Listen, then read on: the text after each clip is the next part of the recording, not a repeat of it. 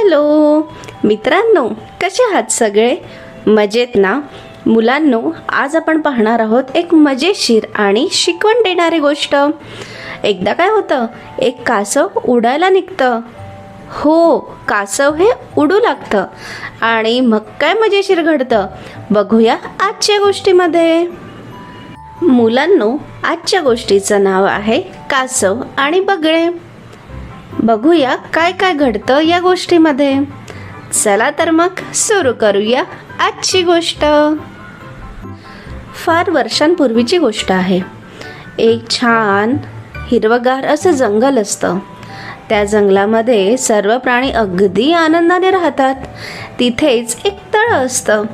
त्या तळ्यामध्ये एक कासव राहत असतो. कासव हा फार छोटासा आणि गोड असतो. कासवाला तळ्यामध्ये खेळायला फार आवडतं. तो रोज सकाळी अगदी आनंदाने पोहत असतो. त्या तलावामध्ये उड्या मारत असतो आणि त्या तलावामध्ये छान वेळ घालवत असतो. तेव्हा काय होतं, त्याच तलावावर एक बगळा येत असतो. तो बगळा तिथे रोज येतो आणि त्याचमुळे त्या बगळ्याची आणि कासवाची ही मैत्री होते. काही दिवसांनी बगळा त्याच्या एका मित्राला सुद्धा घेऊन येतो. त्यामुळे हे दोन बगळे आणि कासव हे फार घट्ट मित्र बनतात. हे रोज त्या तलावामध्ये खेळत असतात. नदीच्या काठावर जाऊन छान गप्पा मारत बसले असतात. सर्व प्राण्यांना या तिघांची मैत्री फार आवडत असते. प्राणी बघत असतात की हे तिघांची मैत्री किती छान आहे. हे तिघं किती छान खेळतात, किती छान राहतात आणि एकमेकांना किती छान नेहमी मदत करतात. सर्व प्राण्यांचं लक्ष यांच्याकडेच असते आणि हे तिघं छान आपले राहत असतात. हे कोणाचीही पर्वा करत नाही. आणि असाच हा दिनक्रम चालू राहतो. रोज हे दोन बगळे येतात, कासव येतो, बोलतात, खेळतात, छान गप्पा मारतात. एकदा काय होतं, उन्हाळ्याचे दिवस असतात आणि जंगलामध्ये हळूहळू दुष्काळ पडायला सुरुवात होते. पूर्ण झाडं हे असंच चालू असताना उन्हाळ्याचे दिवस येतात आणि हळूहळू त्या जंगलामध्ये दुष्काळ पडायला लागतो. जे झाडाचे पानं असतात ते सुकून जातात आणि तलावातलं पाणीसुद्धा हळूहळू कमी होत राहतं. सर्व प्राण्यांना या गोष्टीचं फार टेन्शन येतं, कारण त्यांच्याकडे आता खायला आणि प्यायला पण काहीच नसतं. दुष्काळ पडल्यामुळे सर्व पशुपक्षी दुष्काळी भाग सोडून जातात. पण आता कासवाचे हाल होणार हे लक्षात आल्यावर बगळ्यांना फार दुःख होतं. त्यांना असं वाटतं, आपण इथून उडून चाललो जाऊ, आपण इथून उडून दुसऱ्या तलावावर जाऊ, पण आपल्या मित्राचं काय होणार? असा विचार करून दोघं बगळे हे फार दुःखी होतात. आणि आता खरी परीक्षा असते त्यांच्या मैत्रीची. आता हळूहळू तळ्यातलं पाणीसुद्धा कमी व्हायला लागतं. पक्षी म्हणतात, आता आपल्याला दुसऱ्या तळ्याकडे जावंच लागेल. हे ऐकून कासव फार दुःखी होतो. तो म्हणतो की मला सोडून तुम्ही एकटं जाऊ नका, मला सुद्धा तुमच्यासोबत घ्या, असं कासव त्या बगळ्यांना म्हणतो. बगळ्यांना सुद्धा कासवाला या संकटातून वाचवायचं असतं. ते विचार करतात की आपण या संकटाला कसं तोंड देऊ शकतो, आपण कासवाला इथून कसं दुसऱ्या तळ्यावर नेऊ शकतो, या गोष्टीतून आपण काय मार्ग काढू शकतो. असा विचार करता करताच त्या बगळ्यांना एक आयडिया सुचते.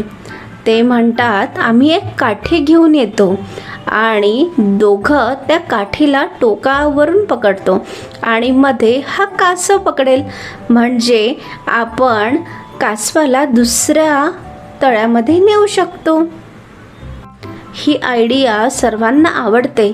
पण ते बगळे कासवाला म्हणतात, कितीही काही झालं तरी तू तोंड उघडायचं नाहीस, कारण जर का तू तोंड उघडलं तर काठी ही तुझ्या तोंडातून निसटेल आणि तू जमिनीवर पडून तुला गंभीर दुखापत होऊ शकते.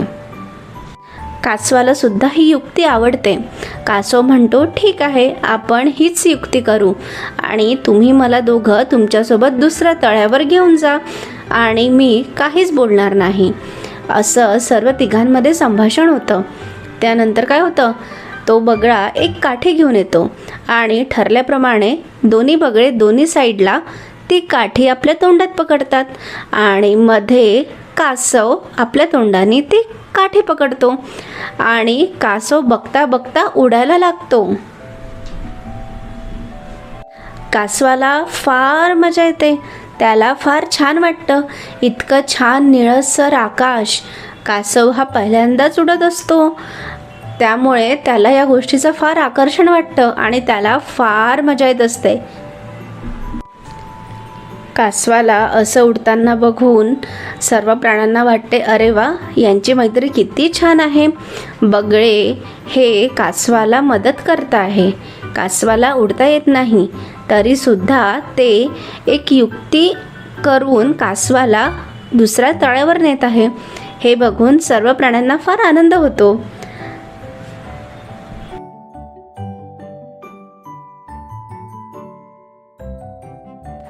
कासव हा फार बडबडा असतो आणि ही काठी पकडल्यामुळे त्याचं तोंड अगदी बंद झालेलं असतं. आणि तेवढ्यात काय होतं, हे तिघे उडत असतात आणि खाली गावाकडले लोक हे बघून हसू लागतात आणि म्हणतात, अरे ते बघा उडणारा कासव. असं म्हणून सर्व गावकरी कासवाला चिडवतात. कासव हे सर्व उडताना ऐकत असतो. त्याला दिसतं की लोक आपल्यावर कसे हसतात आहे. हे बघून कासवाला फार राग येतो. त्याला ही गोष्ट अजिबात आवडत नाही आणि तो म्हणतो की हे लोक माझी थट्टा का करत आहे, आणि तो बोलायला तोंड उघडतो. आणि जसं त्याने तोंड उघडलं, ती काठी कासवाच्या तोंडातून निसटते आणि कासव हा जमिनीवर जाऊन पडतो आणि त्याला गंभीर दुखापत होते. कासव खाली पडला आहे हे बघून बगळ्यांना काही समजतच नाही आणि ते लगेच जमिनीवर येतात आणि कासवाजवळ जातात. कासवाला दुखापत झाली असते. तो शांतपणे बसलेला असतो. पक्षी खाली उतरतात आणि त्याला म्हणतात, कासवा, आम्ही तुला आधीच सांगितलं होतं की बोलू नकोस. तू का बोलला? तू बोलल्यामुळे तू खाली पडला आणि तुला दुखापत झाली. आम्ही तुला आधी हेच सांगत होतो. बिचारा कासव, त्याला आपली चूक समजली. तो म्हणतो, मला माफ करा, यापुढे मी या गोष्टीकडे लक्ष देईल. मुलांनो, ही गोष्ट आपल्याला शिकवते की कधीकधी जास्त बोलल्याने सुद्धा नुकसान होऊ शकतो. त्यामुळे योग्य वेळी शांत राहणं हेच महत्त्वाचं असतं. मुलांनो, आवडली ना गोष्ट आवडली असेल तर गोष्टीला लाईक करा. अशाच छान छान गोष्टीसाठी माझ्या चॅनलला सबस्क्राईब करा आणि ही गोष्ट तुमच्या मित्रांसोबत सुद्धा शेअर करायला विसरू नका, म्हणजे त्यांना सुद्धा छान छान गोष्टी माहीत पडतील. मुलांनो, अशाच छान छान गोष्टी तुम्हाला ऐकायच्या असतील तर लगेच माझ्या यूट्यूब चॅनलला जाऊन गोष्टी बघा. माझ्या यूट्यूब चॅनलचं नाव आहे magical stories with Appu. Thank you. भेटूया पुढच्या गोष्टीमध्ये.